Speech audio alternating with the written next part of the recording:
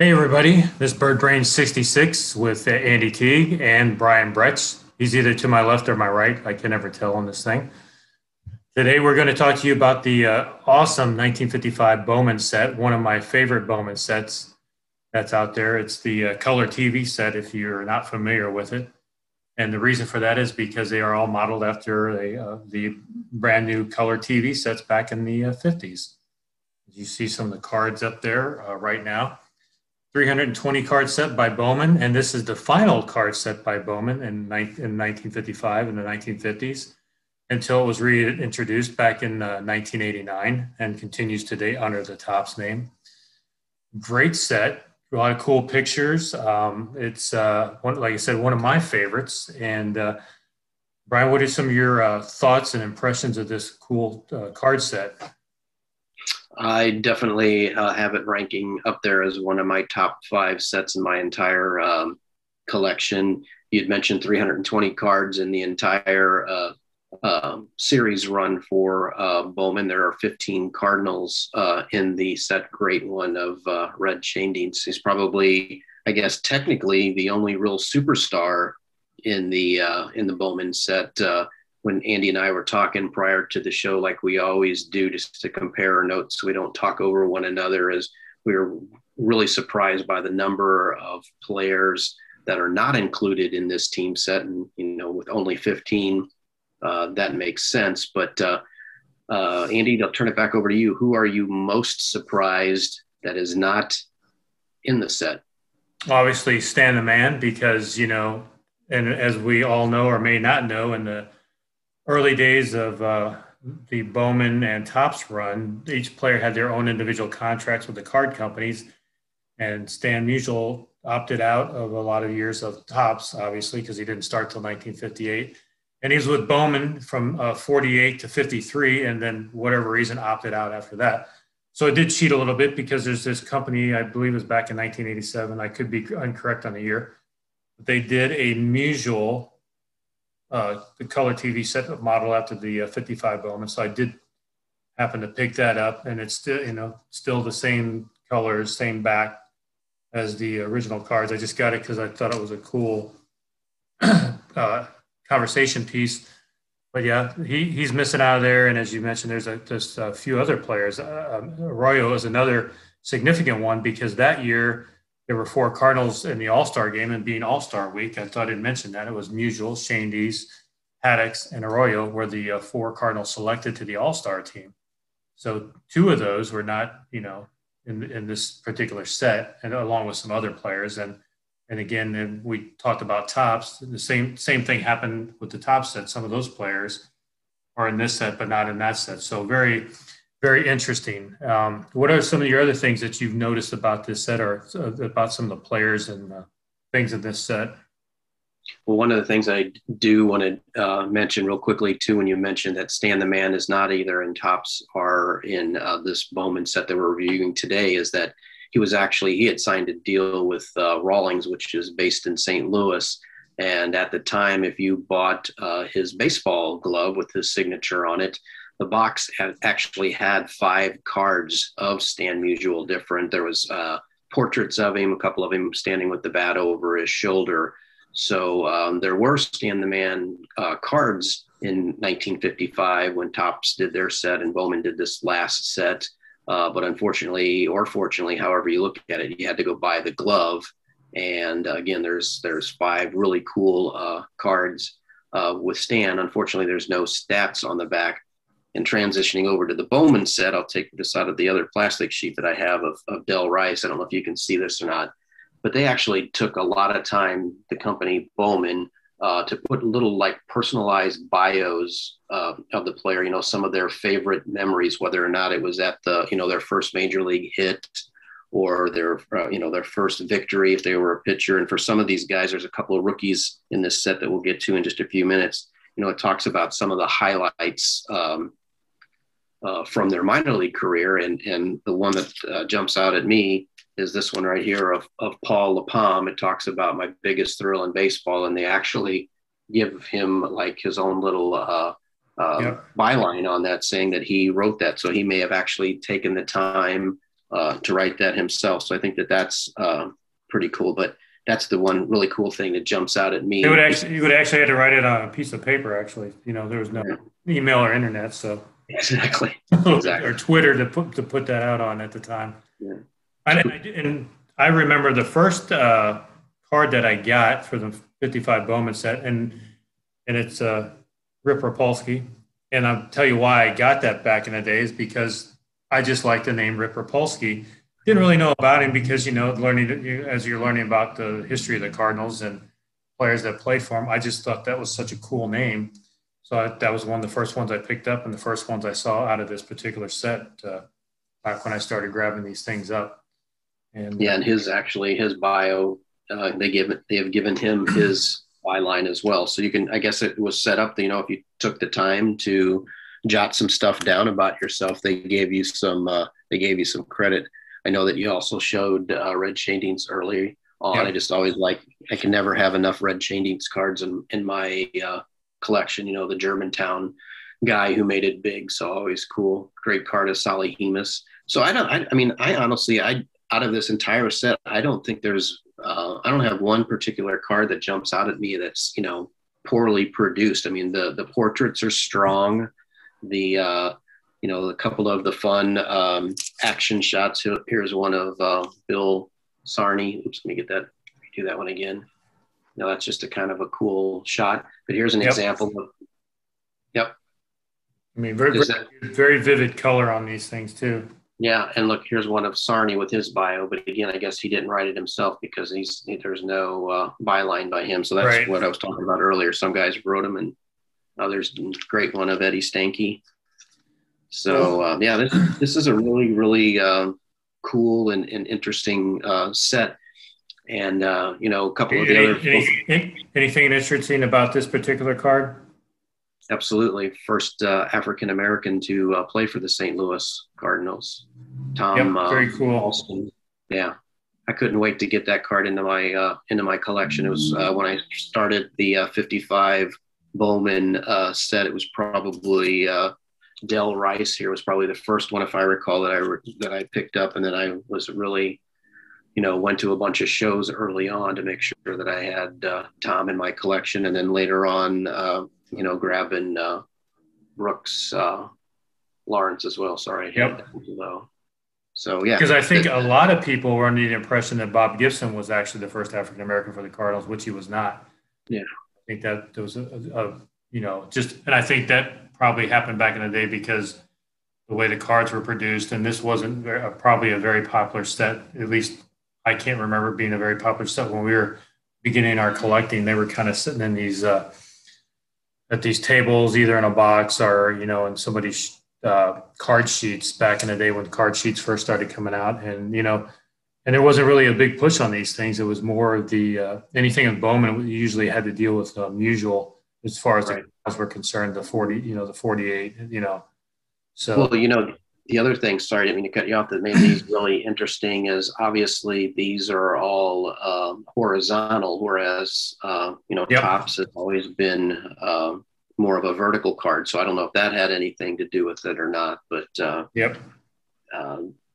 anyway, no, there's a lot to like about this. You mentioned it, the strong colors. Again.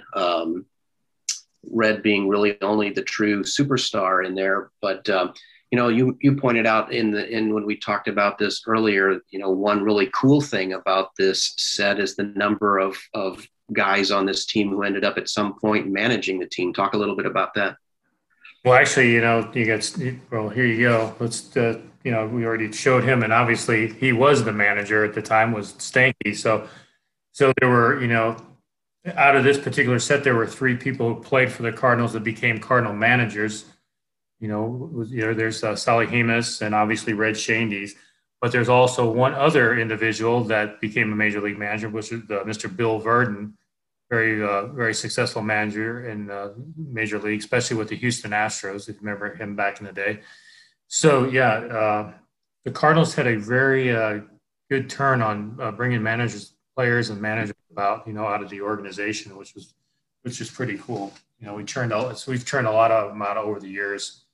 when we still did today. You seen, Matheny and, guys, other guys, coming up through the coaching ranks, and we're looking at coaches as well, Right. Red Shandy's, who was in the organization for, practically his whole lifetime, except for a few stints with the Giants and the, and the Braves back in the day. So, Yeah, another one that comes to my mind. I know he did not come up through the organization, but Roger Craig had a cup of coffee with the Cardinals in the right before they won the '64 World Series. So we'll end up doing a show on that sometime. The different players who have either come up through the organization or, in Roger's case, had a cup of coffee and actually went on to manage. There are several. Probably at least, I would guess, 24 to maybe 30 over the years that have played. You got Rogers Hornsby as a player manager at one point, but again, for another completely different show. But the other guy that I want to throw out there that and the Tops did a Bowman Heritage in 2004, which repeated this same color TV framework for the 2004 team. Very sought after Yachty rookie card in that set, and also a couple short prints in that set that are very difficult to find. But if you can't go back and collect these because of cost or whatever, you can certainly look at the 2004 team. But not sure that would be much different because of the short prints they had in that set and the Yachty rookie. So, but I encourage anybody to go out and get this set. Like you said, probably in the top 5 of Tops, or not, I scratched that, and card sets, right. that I like. I don't know, just something as a kid, it just struck me about that when I first saw one of the, and actually the only way you and I ever saw that was going to the flea market, and the Cardinal guy had that there, and it's like, oh, what the heck is this? Oh, it's a 55 Bowman, Right. Exactly. And at the time, a lot of players, we didn't even know who they were. It's like, oh my gosh, he's right. that guy. So. Right. And then the other really neat thing that makes this set easy to collect, there's really only, even though it's limited to 320 cards in the entire collection, there's only 3 high numbers for the Cardinals. And again, there's no Stand the Man in it, so that's a bonus in terms of collecting, and it's not a bonus because it's a shame that it's a plus and minus on that. Yeah, exactly. Same thing with Kenny Boyer and Smokey Joe Cunningham. So you mentioned it at the top right before we started recording. That's a shame that Larry Jackson and Lindy McDaniel aren't in this set. Yeah. So, but it still is a fine one. You also mentioned something, and I want you to point it out because I don't want to steal your thunder. So I'm going to show 2 cards at once here with the dark and the light. You want to point out? Oh yeah. So if you're going out and starting to collect these, if you haven't been engaged in these things before, the borders did change. They go from light to dark. So don't think that something's wrong with the card that you're collecting if they're a lower number, or a different look about them, because if I can see it, like right now, we got Lent, Shandy's, Palm, and Sarney are all light colored, and the rest of them are the dark colored borders. So don't panic. And you see on the Brian Shandy's card right there, you're going to see a little bit of the dark border. I got that as well. And a lot of these Shandy's that I've seen have that particular cut. Right. So don't be alarmed if you see that. It's just it's part of the good old way they used to cut cards. They didn't have all great technology to do that back in the day. Yeah. So just great set. I know we keep hammering that in on this show, but probably I would agree. Probably top 5, top 6 for me, just because it was so different than what anybody else had done at the time, and it's a shame that. I know that in our research, 55, their card sales had been declining quite a bit. And in our research, it actually surprised me that Topps purchased Bowman in 1956 and then, disbanded the brand. Both Andy and I thought before we did our research that happened probably a little bit later, like maybe in the 60s or the 70s, maybe even into the 80s when the card collecting really started to take off again with multiple Fleer and Donruss upper deck. But no, I was very surprised to learn that happened in 56. So I highly encourage you. It's an easy set to collect. It's different because of, again, the vertical look as opposed Yep. to the horizontal look as opposed to the majority of cards being uh, horizontal. So, I mean, vertical. Now I'm getting my words twisted. So Right. these are horizontal and the majority of cards are vertical. My bad. But Back in the day, if your TV wasn't tuned correctly, you would have a vertical line in the horizontal TV set. So there you go. So maybe that's there you go. getting that from, because a lot of people don't remember that either. Yeah, well, thank you for saving me there since I was having issues learning the difference between horizontal and vertical. I do. It's just been a long day.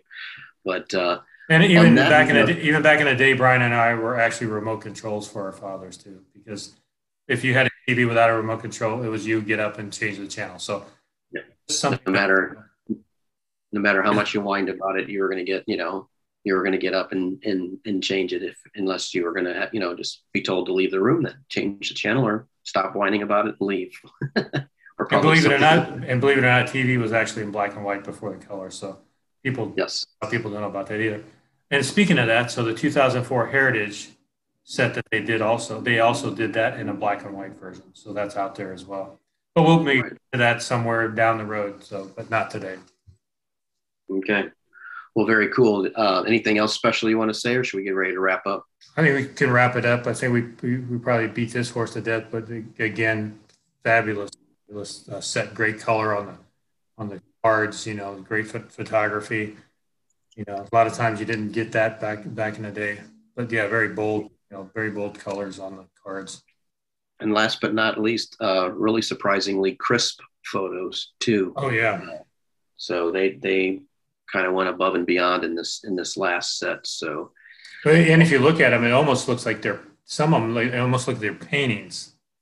right, That's how crisp the color is on them. yeah.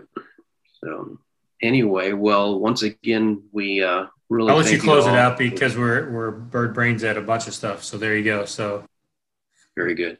No, we just appreciate you joining us as always. This is our fun video podcast that we do. Generally airs on Monday evenings, about 5 o'clock Central Time. Sometimes it's a little bit later, but you can find Andy and I, BirdBrain66. Twitter handle is at BirdBrain66. Facebook is BirdBrain66, and on this format, it is our YouTube channel, BirdBrain66. So with that, I'm Brian Bretsch. He's the great Andy Teague. We appreciate you joining us as always. And until next time, we'll have some more fun with this and enjoy collecting. yep. Thanks everybody. And remember, like Brian said, enjoy it because it's all about the fun of it. Later. Later.